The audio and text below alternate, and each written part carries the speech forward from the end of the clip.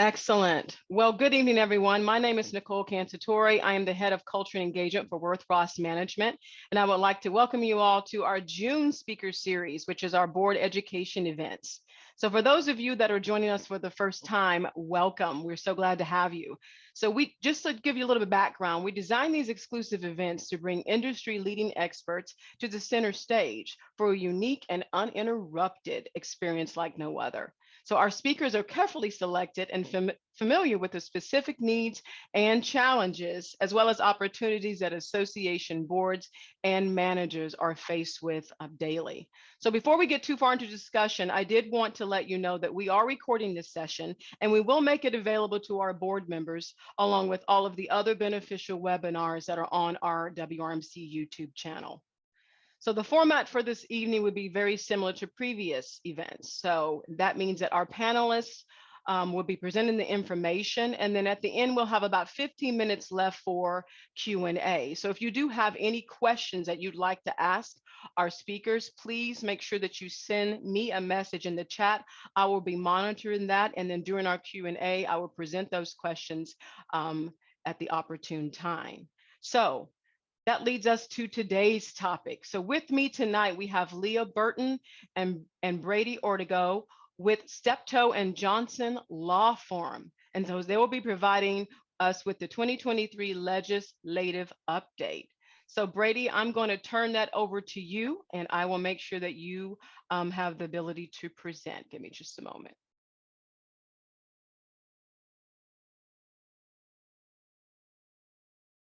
And you can share your presentation now. Apologize for the delay on that. Okay. Excellent.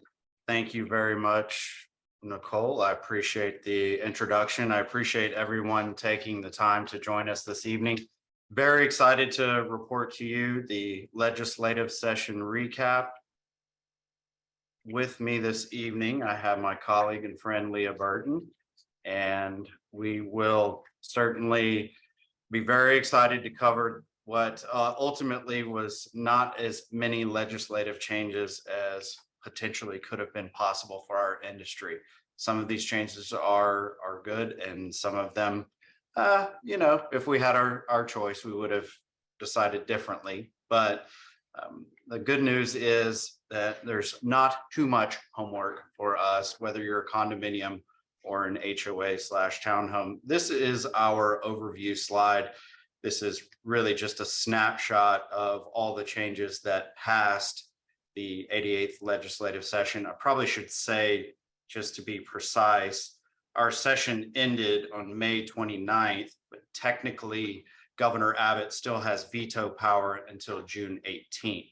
So technically we have not passed that veto power period yet. However, it is very unlikely that Governor Abbott will veto any HOA or POA condominium related legislation. So for condos, the topics or the changes that we'll be discussing deal with management certificates, also an association website with governing documents for the condominium association, a resale certificate cap, single family and condos. There is the famous or infamous, depending on your perspective, security measure fencing legislative changes. For those of you that were monitoring the 2021 legislative session, there are already some changes to that legislation that we saw come out of the 21 session. I think the changes are good and give the associations a bit more regulatory authority when it comes to perimeter fencing in the front yard. Additionally, both single family and condos, there are limitations now on prohibitions against what we'll call generally Section 8 housing. Perhaps some of you may have saw it on the news feed. There's an association, Dallas suburb that was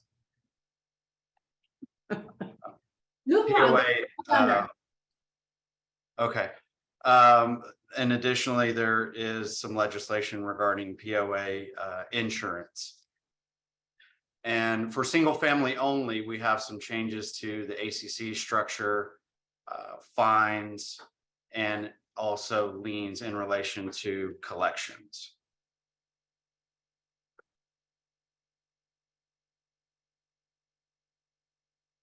So the first bill that we'll discuss is Senate Bill 1688. The changes that are implemented now in relation to condos, again, for those watching the 21 legislative session, effectively, those changes related to management certificates are now applicable to condominiums, or will be applicable to condominiums.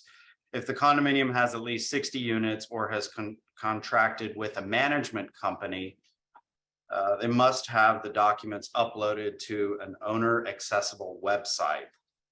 Probably pretty typical for example, an organization like Worth Ross. I'm sure there's websites for the associations, and those governing documents currently exist there.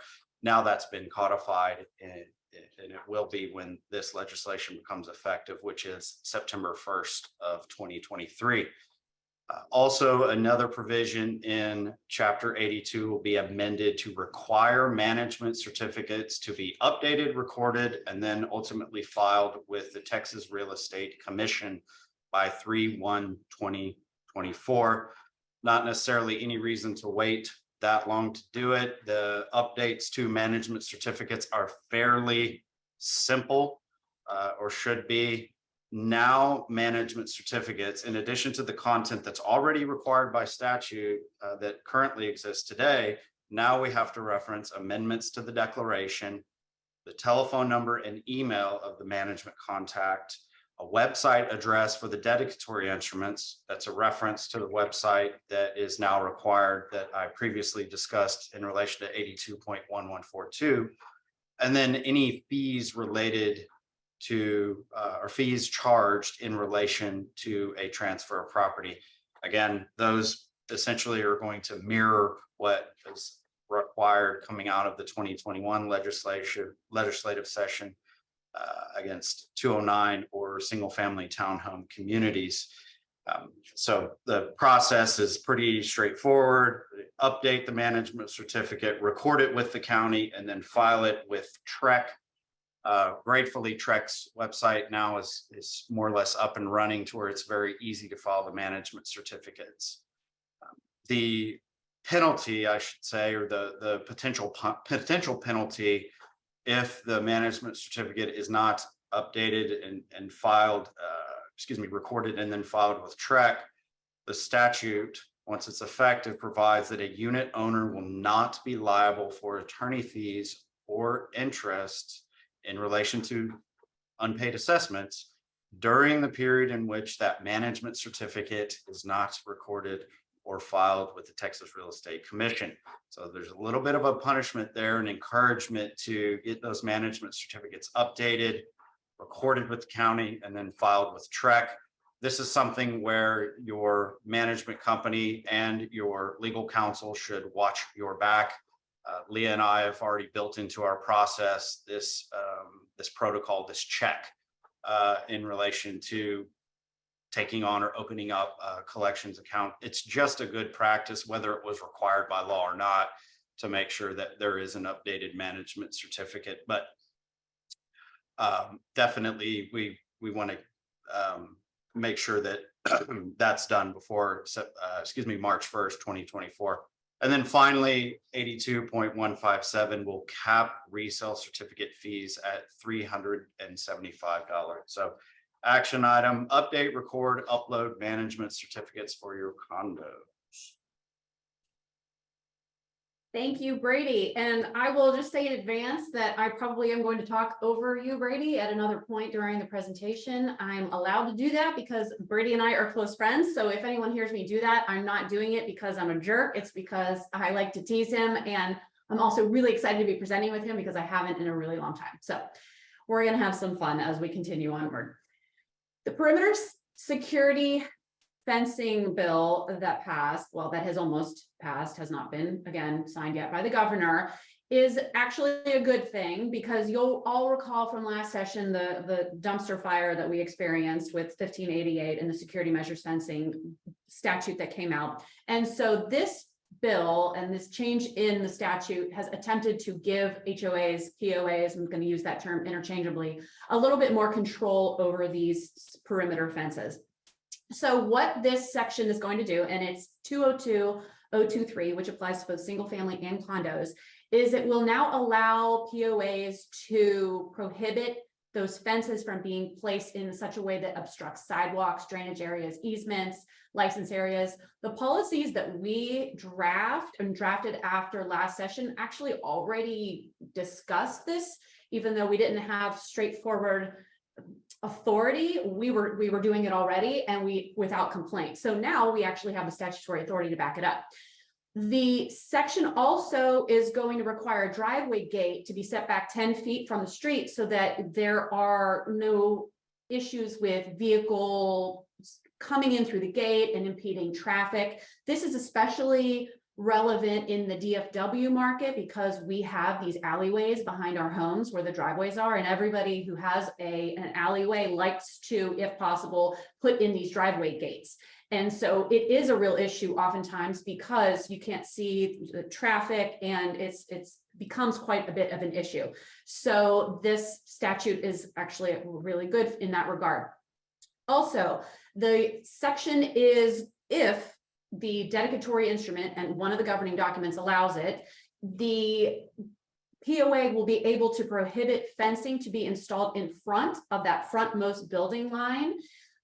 And there are 3 exceptions, however. So first, keeping in mind, you can't put a fence in front of that frontmost building line in front of the house if the dedicatory instruments say you can't, unless someone has installed a fence before September 1st of 2023, the owner's address is exempt from public disclosure, or the owner provides documentation from a law enforcement agency that says that they need enhanced security measures. So we're talking about like Dallas Cowboys, we're talking about people in witness protection, those types of people are going to be exempt from this statute. So the action item that we have recommended for all of our communities is that, first of all, if you didn't create a security measures policy after last session, get one in place.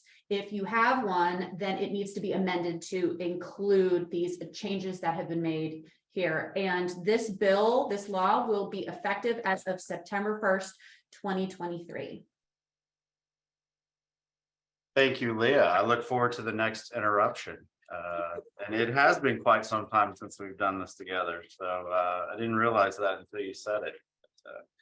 Additional fixes in relation to the past legislation of Senate Bill 1588, Senate Bill 1668 continued.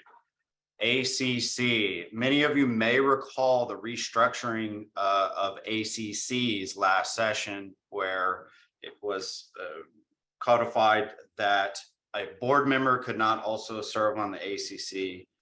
A board member spouse could not also serve on the ACC, and then a co-occupant with a board member could not also serve on the ACC. And what that ultimately led to is just a drain in volunteers. Many associations, perhaps some of you on this webinar, struggle with volunteers. And so when a board was forced to seek different individuals to fill both the entire board and the entire ACC, we fielded numerous questions on how to navigate that. And in many cases, there just weren't enough volunteers to fill both groups completely. And our advice, which is what you never really want to hear from your lawyer, is, well, do the best you can to try to find volunteers. And so this is a fantastic fix. I think it creates not only a process for the association to solicit ACC candidates. So for those of you familiar with HOA or board member solicitation in the single family Chapter 209 context, the same solicitation process will now be applicable to ACC members. So not later than 10 days before the appointment or election of ACC members, the association must send out a solicitation notice providing instructions on how to volunteer for the ACC. And so long as that member has, that potential candidate for the ACC has replied within 10 days of that request, then they are or can be considered for the ACC. The mechanism that exists in this new legislation, which will again be effective September 1st, is that if no one volunteers or not enough people volunteer to fill the ACC, then that will allow us to fill the vacancies or the empty spots on the ACC with a board member, or with someone that is also a board member, with someone that is also a board member spouse, or a co-occupant of a board member. So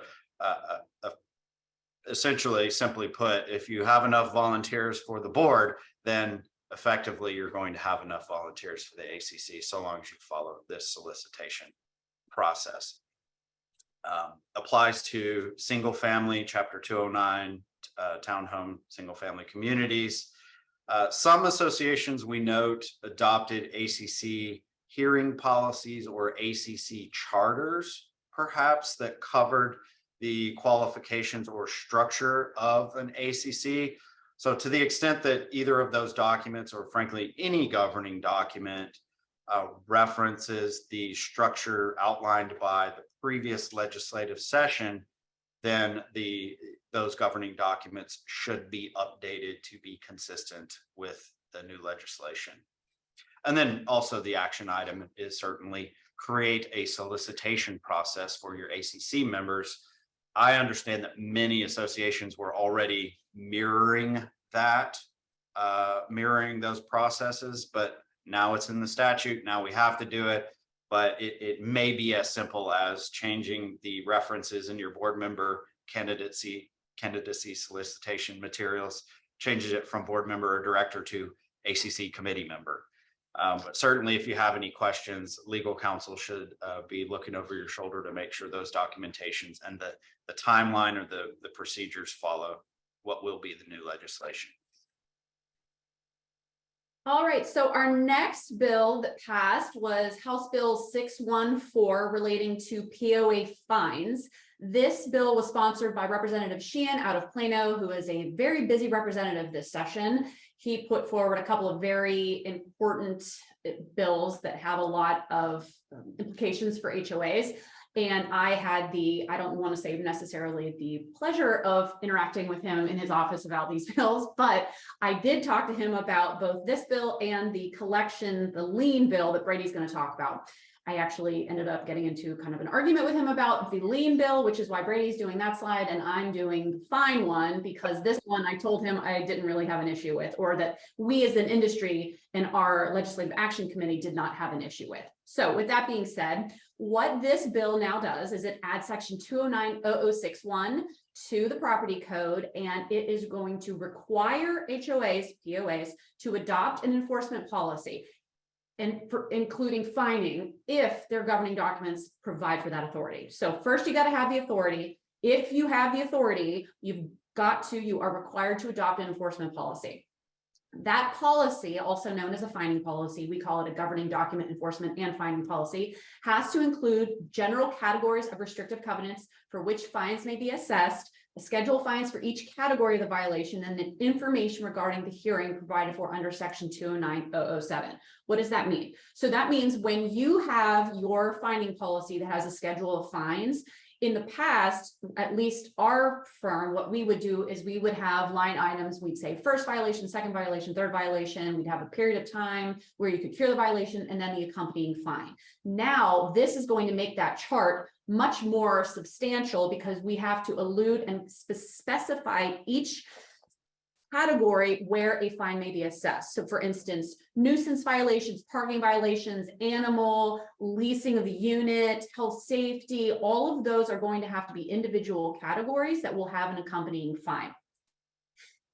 What we typically do is we make a recommendation as to a number for the fining amount, and we provide that to our boards, and we can go up and we can go down, but we will start with what we recommend. Certain violations, short-term rentals, oftentimes carry a much higher fine because that's a huge problem for a lot of communities, but otherwise the reasonableness is the name of the game. So as long as the fines are reasonable from the standpoint of, like, we can't go to court and say, judge, we need an order, a judgment for fines of $40,000 for a dog pooping on someone's yard. Like, that's the kind of thing that a judge is not going to like to see. But if the violation warrants a fine, then we will feel much more comfortable going into court and arguing in favor of those fines. As far as the information on the hearing, this is from last session, if you'll recall, when the statute changed to allow for if an owner receives a hearing violation notice, they have that 30 days to request a hearing in front of the board. This is just indicating that now that hearing language needs to be within the finding policy. And again, just by way of reminder, that is where the owner can request a hearing. The board has to present an evidence packet in advance of the hearing. The board has to present its case first. The owner can record, and it's those mini trials that have now come about as a result of the passage of the statute last session. So now that information has to be within the finding policy. The additional requirement of this bill is that the policy has to be recorded with the county clerk, which is no big deal. We always record it anyway, because it has to be recorded in order to be an enforceable governing document or dedicatory instrument for the HOA. But they also have to post the policy on the HOA's website. And we have an and here, but it's actually an or, because I've scrutinized the bill very closely. And so you've got to post the policy on the website or annually send it by email to those who have registered, hand delivery, and or first class mail on an annual basis to the homeowners within the community. So it's got to be on the website, and then you have to annually send it. So for those communities that might not necessarily have a website, which they should at this point. So this one applies to single family, does not apply to condos. And so the action item on this one is if the association has the authority within its declaration, they've got to draft and adopt a finding policy. And this one is effective as of January 1, 2024. Yeah, all in all, if I could comment a little bit on this statute, I think we have some I'll allow time. it. Why? Thank you, my dear. I think this statute could have been much worse. I think prior versions of Shaheen's legislation related to fines purported to put caps on fines, issued statutory mandates that all fines must be reasonable, which that word in a statute tends to be lawyer food, and doesn't really answer questions and leads us all to the courtroom. So based on Leah's report of her conversation and I suppose argument with Representative Shaheen, when I read the legislation that was final, I was very pleased with this, because I think most of it is a best practice that's already being done anyway. And there's just a few technical tweaks that most HOAs, POAs will make to their current fine policies to comply with this statute. House Bill 886, another bill that passed regarding assessment liens, again from our friend Representative Shaheen. And again, I'll say this version that passed is much better than the initial version that this legislation started out with. And I'll probably get on a soapbox a little bit here that I am not a big fan of filing pre-suit liens unless a declaration requires an association to do so. A couple of reasons for that. Number one, I don't think a pre-suit lien gains the association any other strength than it doesn't already have. The lien is created in the declaration. And so filing a notice of assessment lien on the pre-suit basis is really just unnecessary. Now, assuming someone doesn't pay in the first pre-lit phase of collections, which most people do, then you get to a lawsuit for judicial foreclosure. And this is focusing on single families. The lawsuit is public record, which sort of works like a lien. In addition to that, part of our collection process is the recording of what's called a lis pendens in the county records, announcing to the world the cause of action that exists. And that lis pendens also functions as a lien, or perhaps is a lien. So filing a pre-suit notice of assessment lien when the bulk of the collection accounts are going to resolve themselves without litigation, let's save the lien filing for those that are going to need to be sued to get their attention. What I also see, and then I'll sew up my soapbox discussion, then we'll get on to the legislation. But what I also see is 5, 6, 7 years down the road, our firm is being asked to release liens that have long since been paid, which create a tremendous amount of risk potential for the association, working under the notion that that lien was paid off long ago, but someone forgot to release it. So it just gives you one more step in the collection process to remember to release a lien, and that one extra step creates some risk. So in relation to the new legislation, House Bill 886, there are certain conditions that must be satisfied before a lien can be filed. And yes, it's our opinion that a lis pendens satisfies the definition of assessment lien under this new legislation. 2 separate notices of delinquency will have to be sent out. The first notice will have to be sent either via email or regular mail. At least 30 days must pass. It's not technically a 30-day notice of delinquency, but at least 30 days must pass from that first notice going out before the second notice can be sent, which must be sent via certified mail return receipt requested. Then we wait 90 days from the second notice before an assessment lien can be filed. I think for those associations that are just enamored with the pre-suit lien as part of their collection practice, or perhaps have to file a lien per the terms of the declaration, I think there's some subtle tweaks that can be made to the collection policy that can basically take the process that's already in place and make it compliant with this new, with these notice of delinquency requirements in this new legislation. This is in relation to single family only.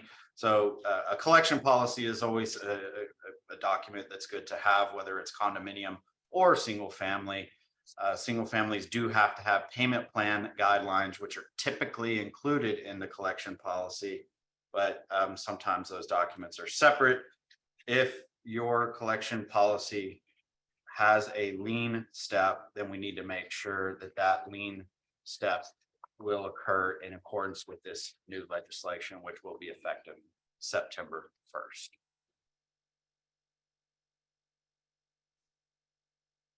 All right, next bill is House Bill 1193, which relates to prohibiting housing discrimination by a POA against a residential tenant based on the tenant's method of payment.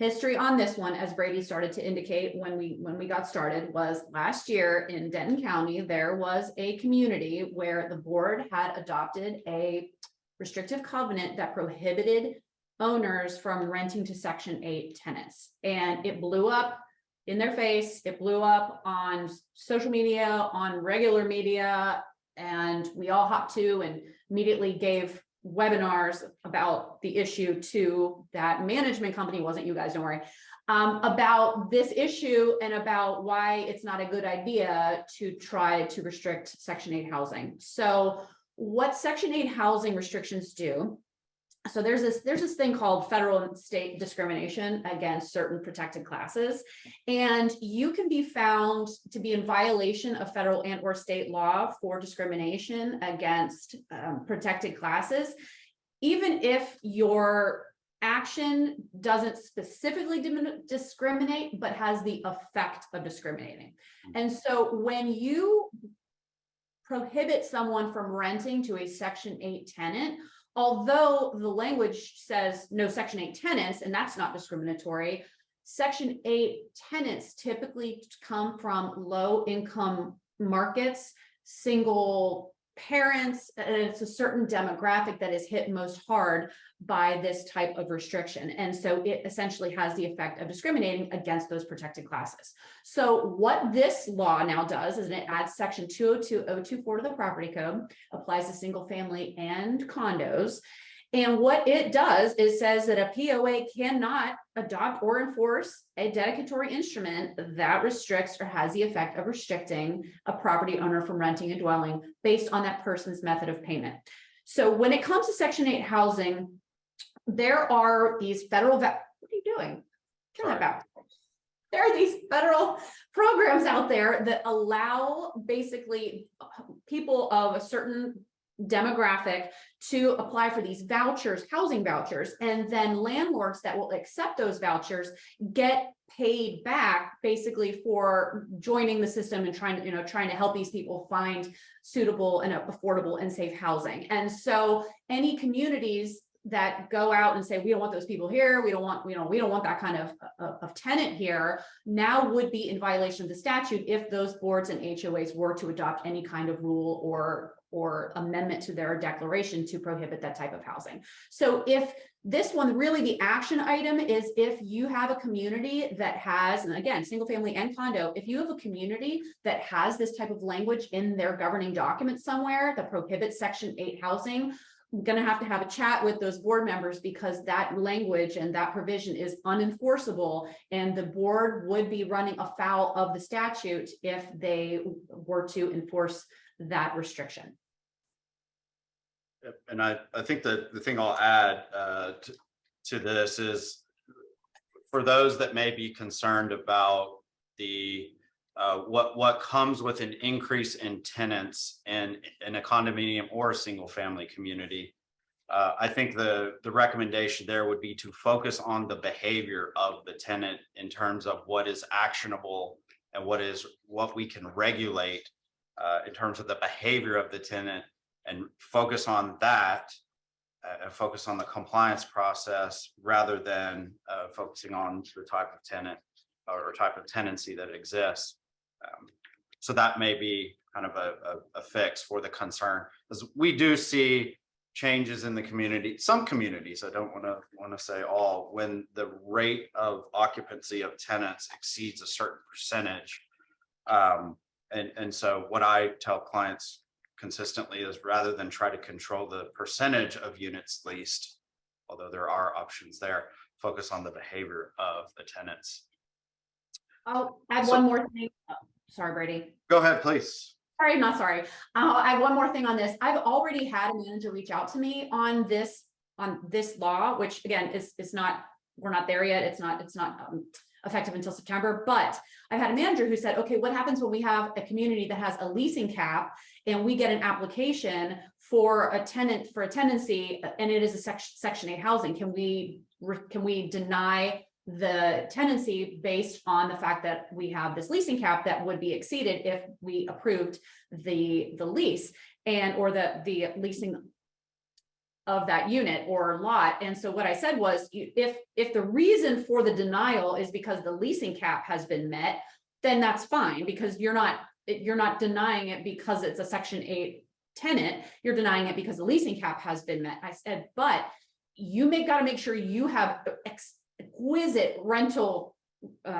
data and records to show that every single person that has applied has been dutifully considered, so that if there was a challenge, you as an association would be able to show, look, this is legitimate. This was a legitimate denial of leasing cap. Here's all of our records. Leasing cap was met, and that's why this was rejected, not because this is a Section 8 tenant. Okay, we do have one bill that has already been signed by the governor. That's House Bill 998, effective 9/1.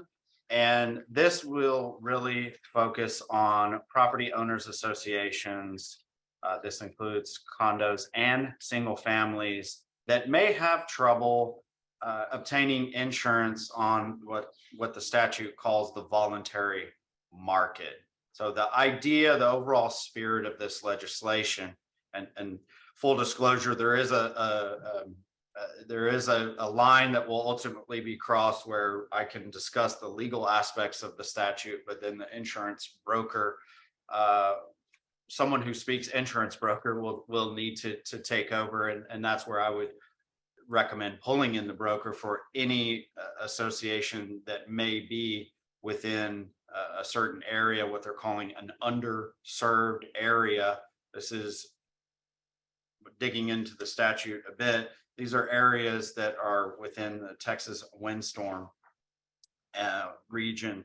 And so ultimately what happens, the way the mechanics of this works, if the association has applied for insurance and been declined twice within the voluntary market, then that essentially would mean the association is in an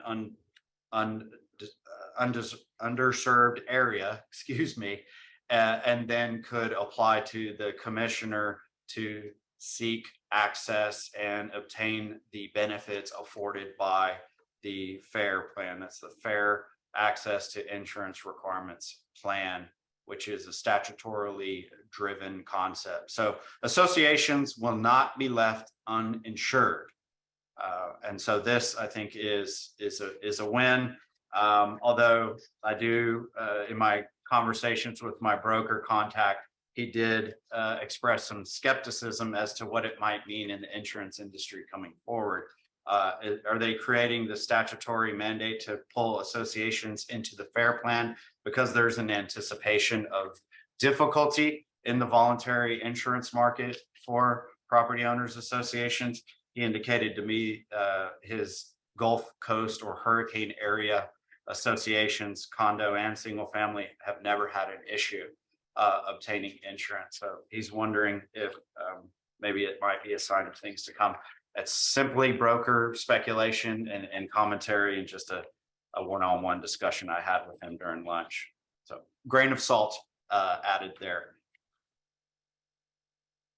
All right, so we're not going to talk about all the bills that didn't pass because we want to leave questions with time for questions. I will say first that none of the chicken bills passed. I'm just going to throw that out there. None of the chicken bills passed. No bees, no chickens, no ducks, no, the ducks weren't in there, but no cottage food production, none of that. So that's great that that one failed again. But this one we want to bring up only because it brings to light something that certain associations still are not, condo associations are not entirely doing on the up and up. And so we just wanted to clarify. So what this bill would have done, it would have amended Chapter 82 to allow for virtual meetings and electronic voting, but regardless of what the bylaws say.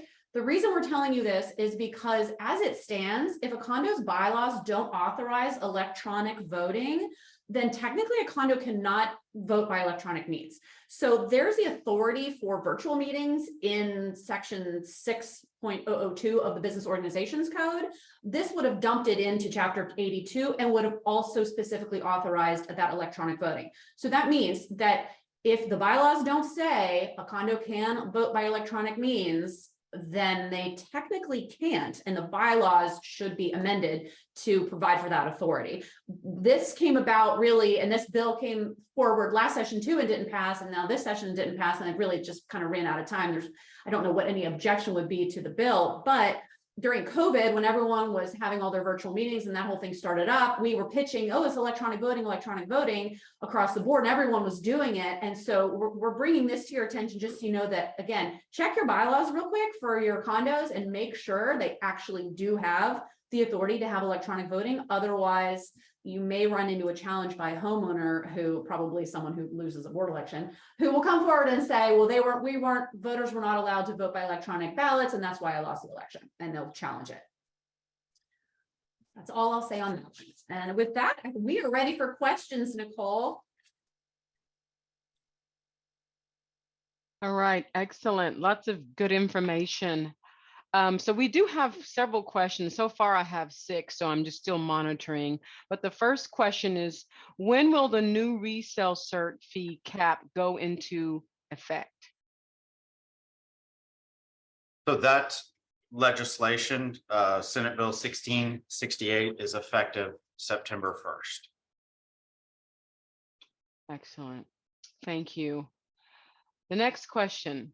For driveway gates, does this apply to existing gates or only new gates that are installed? Well, this is one of those, it's not addressed in the statute. And so I would argue, if I'm a driveway gate owner, that my gate was there before the statute took effect. And so no one's going to mess, you're not going to be able to enforce as to my driveway gate. Brady, do you have a different viewpoint? I do. And the statute anticipates the possibility that some owners may have installed front yard fencing or perimeter fencing since the past legislative session that would ultimately be in violation of the proposed legislation. So more simply put, owners essentially have until September 1st of this year to install perimeter fencing past the front building line. And when I say front perimeter fencing, I'm including driveway gates.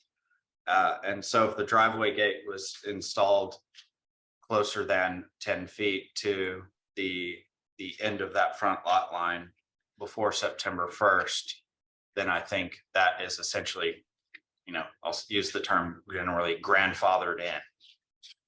Well, and I would agree with you if the driveway gate was in the front, but what about the scenario where the driveway gate is in the back? Because that September 1st doesn't account for driveway gates in the back. Important nuance that you bring up. And, I'm assuming that all driveway gates are going to be in the front yard. And as you pointed out, your experience in the DFW market has been, somewhat different in terms of alleys.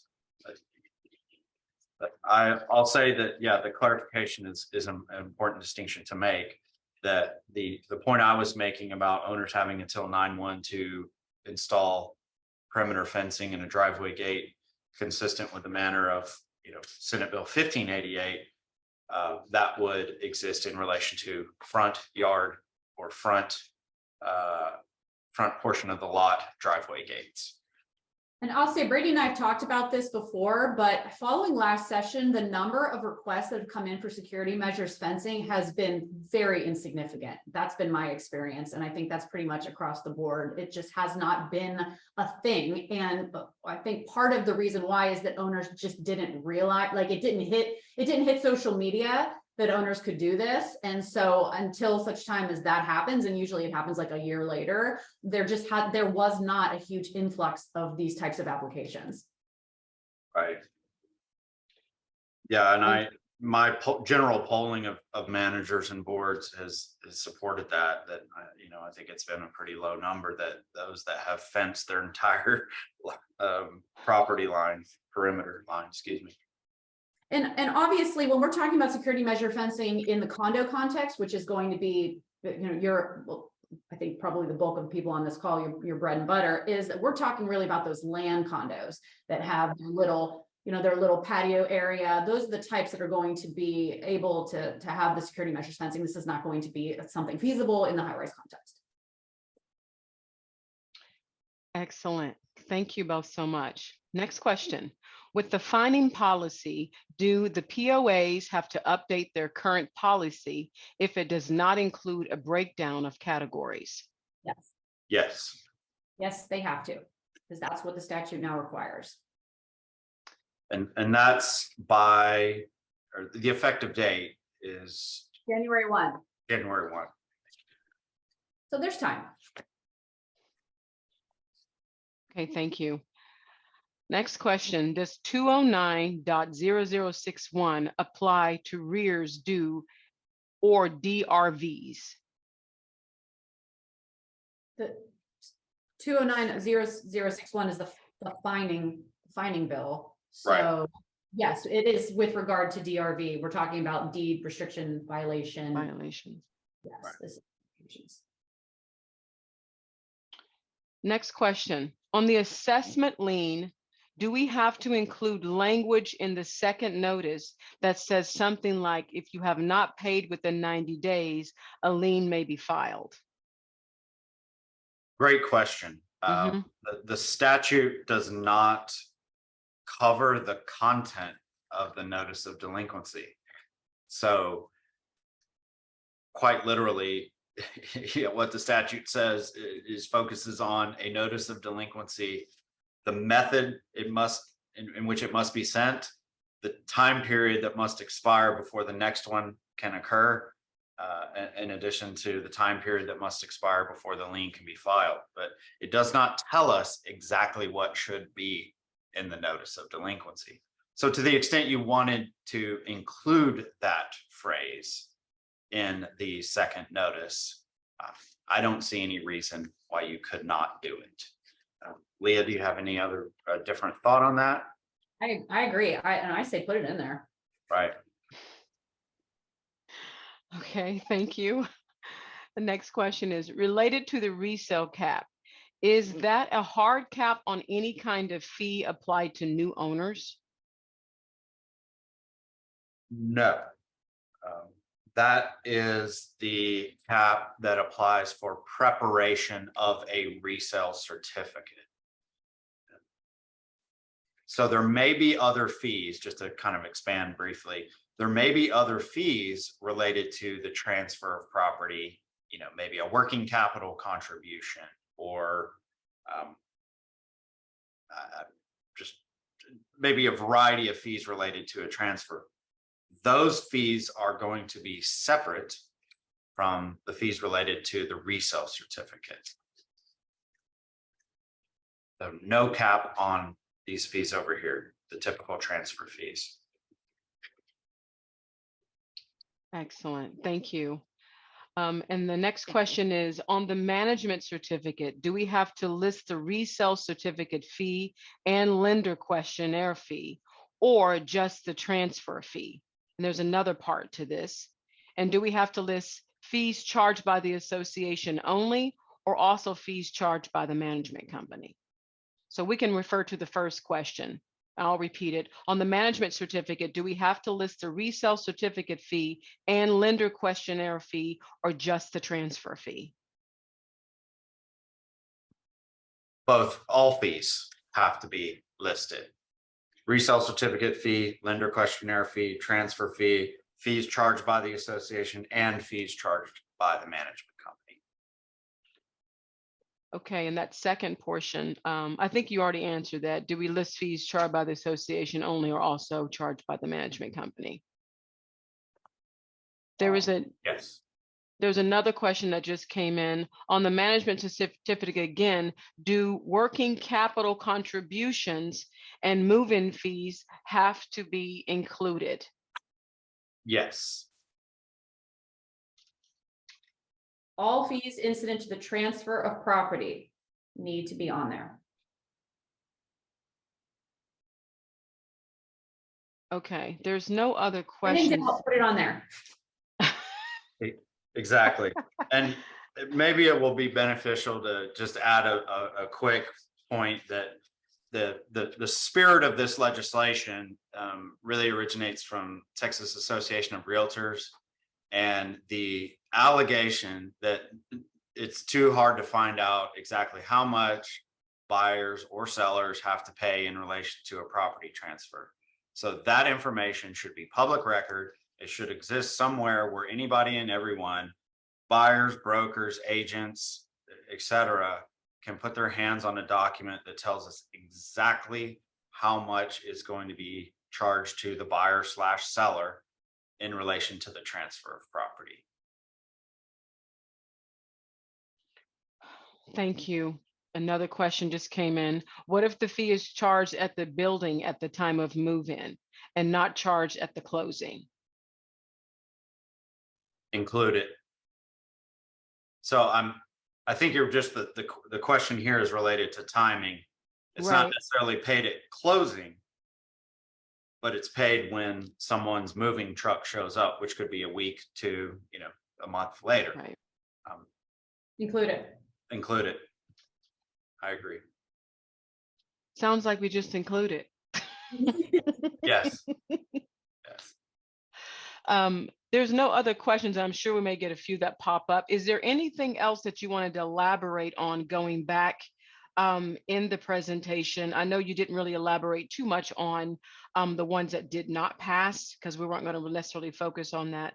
But it looks like we have just a few more minutes, and I want to make sure that we cover anything that you kind of wanted to go over, but didn't think you'd have the time to go over.